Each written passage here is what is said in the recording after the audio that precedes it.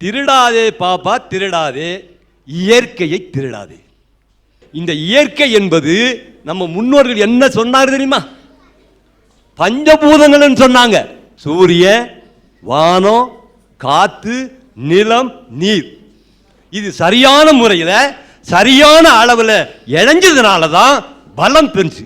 அந்த சூழ்நிலை ரம்மியமா ஏற்பட்டுச்சு. ஆரம்ப காலத்தில் எந்த விஞ்ஞானமும் ஆரம்ப காலத்தில் மனித குலத்துக்கு சேவை செஞ்சது. விஞ்ஞானம் வளர்ச்சி மனிதனுக்கு தேவை. எப்படி தேவை? மனிதனுக்கு விஞ்ஞானம் சேவை செய்ய, மனிதனை அழிக்கக்கூடாது. அழிக்கக்கூடிய விஞ்ஞானம் தேவையில்லை. விஞ்ஞான வளர்ச்சியில் ஏற்பட்டதுனால இன்னைக்கு எப்படி இருக்கிறோங்க? தன்னண்ணா நானண்ணா நானே நன்னை நானா நானே நானே நன்னை நானே நன்னை நானா கூழாங்குட்ட ஆறு எல்லாம் வத்தி தானே போச்சு. கூழாயடி சண்டை எல்லாம் தெருவில் கூடி போச்சு. காடு எல்லாம் வீடுவாகும் காலமாகி போச்சு. கொட்டு மழை மேகம் நல்ல காணல் நீராச்சு. ஆறு செல்லும் பாதை எல்லாம் கழிவு நீர் ஆச்சு. தெரு சொல்லும் பூமி எல்லாம் தருசாக போச்சு. குடிக்காதே நீரு கேட்டாம் ஒரு தந்த காலம். பாட்டில் நீர் 10 ரூபா விற்குது இந்த காலம். போருக்குள்ள போரு போட்டா பூமி என்ன ஆகும்? பூமிக்குள்ள நீர் வறண்டு நிலநடுக்கம் தோன்று. கூறு போட்டு விக்கிதம்மா விவசாய பூமி. வருங்காலம் போகுதம்மா பட்டினியை நோக்கி. நாம் சுவாசிக்கூடிய காத்து சுத்தமா இருக்கணுமா இல்லையா? இருக்கணுமா வேண்டாமா? இருக்கணும். இருந்தா தான் நாம ஆரோக்கியமா இருக்க முடியும். அதனாலதான் நம்ம முன்னோர்கள் சுத்தமா இருந்தால்தான் ஆரோக்கியமா இருந்தாங்க. எளிமையாக தோட்டத்தில் இருந்தாங்க. கடினமா உழைச்சாங்க. இப்ப நாம் கடினமா உழைக்கக்கூடிய சூழ்நிலையா இருக்கலாம்? நிச்சயமா இல்லை. நம் சிந்தனை வேறு வகையா போயிடுச்சு.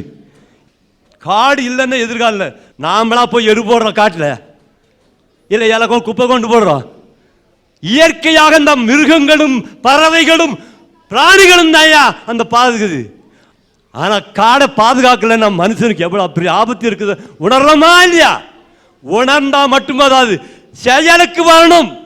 இத்தனை ஆண்ட தூங்கிட்டு இருந்தீங்கன்னா கதை பேசிட்டே போலாம், சினிமா பார்த்துட்டே போலாம், அது பரவாயில்ல இது பரவாயில்லன்னு. உங்களை நீங்கள் இப்ப நோயாளிகளா இருந்துட்டு இருக்கிறீங்க உணரணும். நாட்டு பற்றோட நாம சிந்திக்கணும். எதிர்காலத்தில் நம்ம குழந்தைகள் தேவை குழந்தைகள் ஆரோக்கியமா இருக்கணும்னா சுத்தமான காத்தும் சுத்தமான தண்ணிக்கு நாம இப்பிருந்து நடவடிக்கை தாணும். பேசுவது வேடிக்கை பார்ப்பது சிரிப்பது அல்ல வாழ்க்கை. துணிச்சலான செயலுக்கு வரணும்.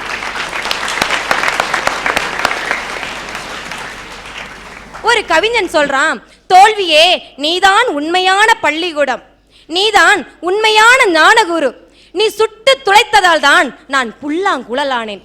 ஆமா சார், தோல்வின்ற குண்டுகள் நம்ம நெஞ்ச நோக்கி பாஞ்சாலும் நம்ம கிட்ட உழைப்பு, தன்னம்பிக்கை, முயற்சி இந்த 3 இருந்துச்சுன்னா கண்டிப்பா ஜெயிச்சிடலாம் சார்.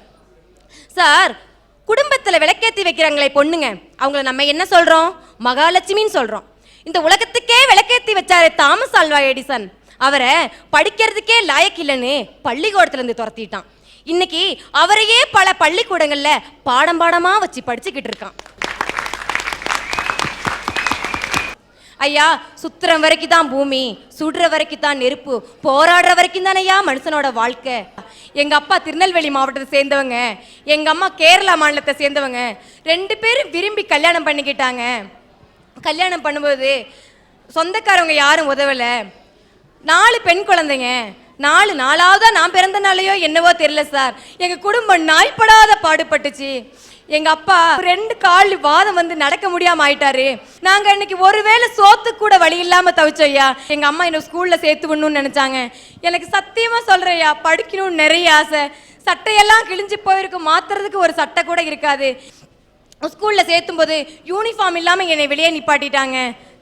1 மாசம் எங்க அம்மா வீட்டுல ஒரே ஒரு அண்டா இருந்துச்சியா, அதை கொண்டு போய் அடமான வச்சு என்னை படிக்க வச்சாங்க.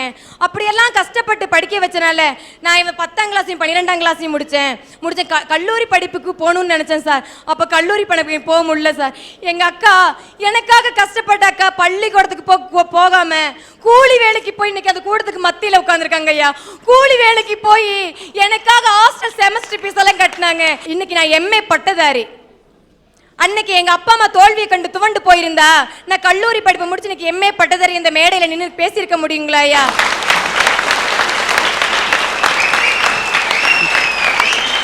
6 மாசத்துக்கு முன்னாடி பஞ்சாயத்து தேர்தல்ல பெண்கள் தொகுதியை எங்க வார்டு அறிவிச்சாங்க.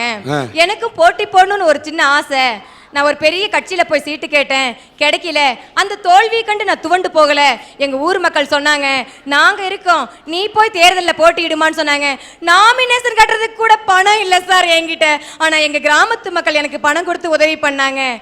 இன்னைக்கு நீலகிரி மாவட்டத்திலே சுயேட்சை வேட்பாளர்களை அதிகமா ஓட்டு வாங்கி ஜெயிச்ச பெருமை எனக்கு இருக்குங்க ஐயா.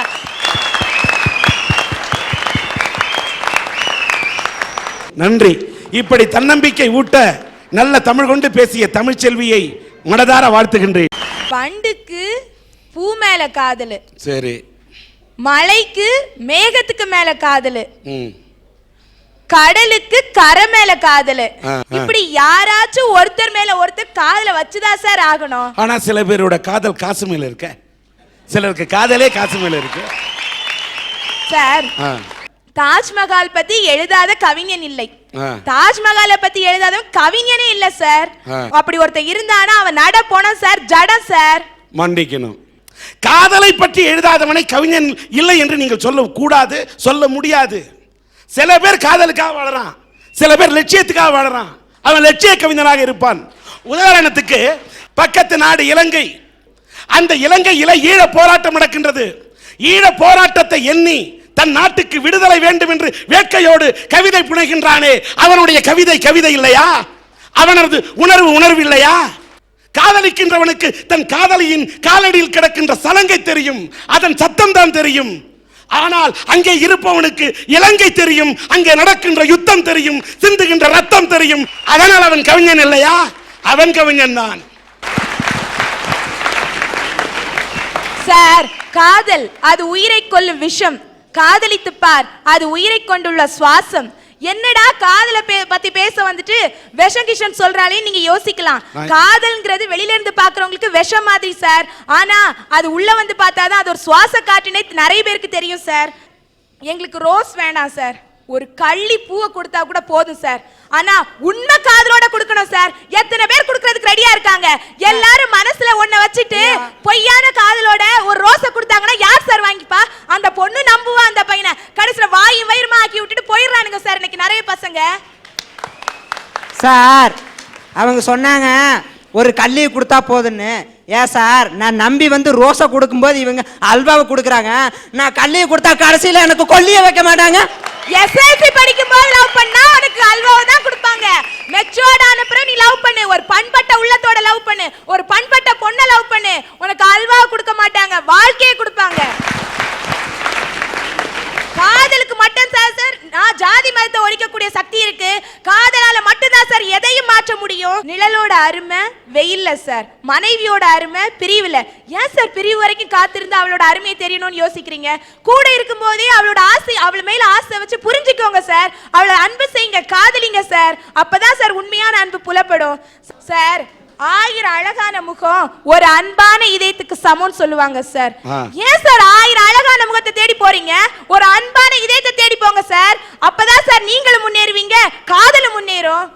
சார் ஒரு நிமிஷம், அவங்க சொன்னாங்க ஆயிரக்கணக்கான முகம் சொன்னாங்களே, இன்னைக்கு பொண்ணுங்க எங்க மனசை பாக்குறாங்க?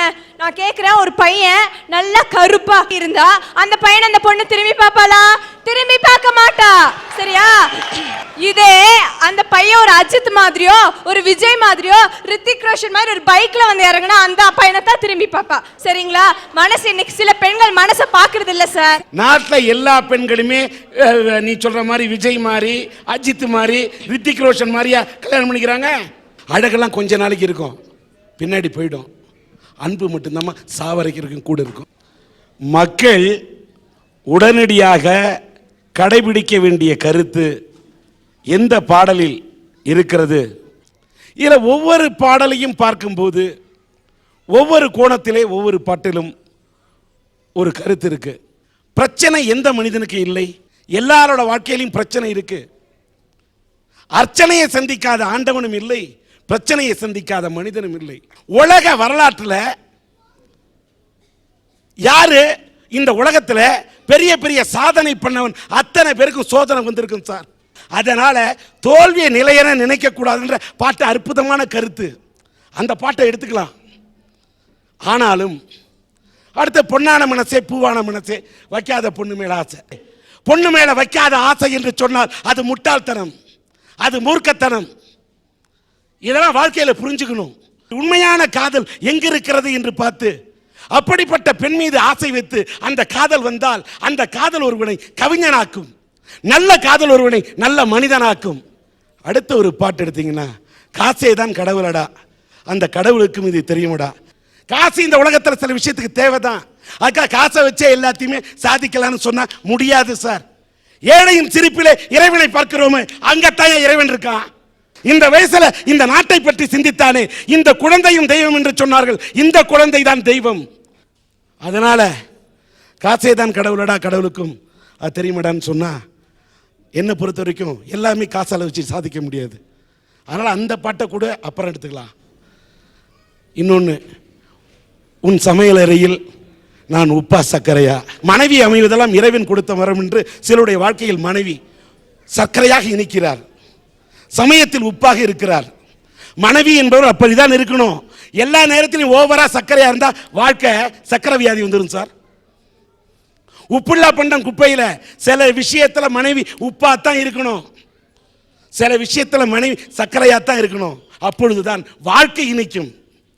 அதனால் அந்த பாடல் ஒரு கணக்கில் எடுத்துக்கிட்டாலும், திருடாதே பாப்பா திருடாதே, இயற்கையை திருடாதே. காதலுக்கு தேவை உள்ளம், ஆனால் மனிதன் வாழ்வதற்கு தேவை உலகம். உலகம் இல்லை என்றால் நீங்களும் இல்லை, நானும் இல்லை, யாருமே இல்லை. இயற்கை இல்லை என்றால் நாமே இல்லை சார். மரங்கள் இருந்தால் தான் காத்து வீசும். நல்ல காத்து கிடைக்கவில்லை என்றால் காத்தை விலை கொடுத்து வாங்குவீர்களா?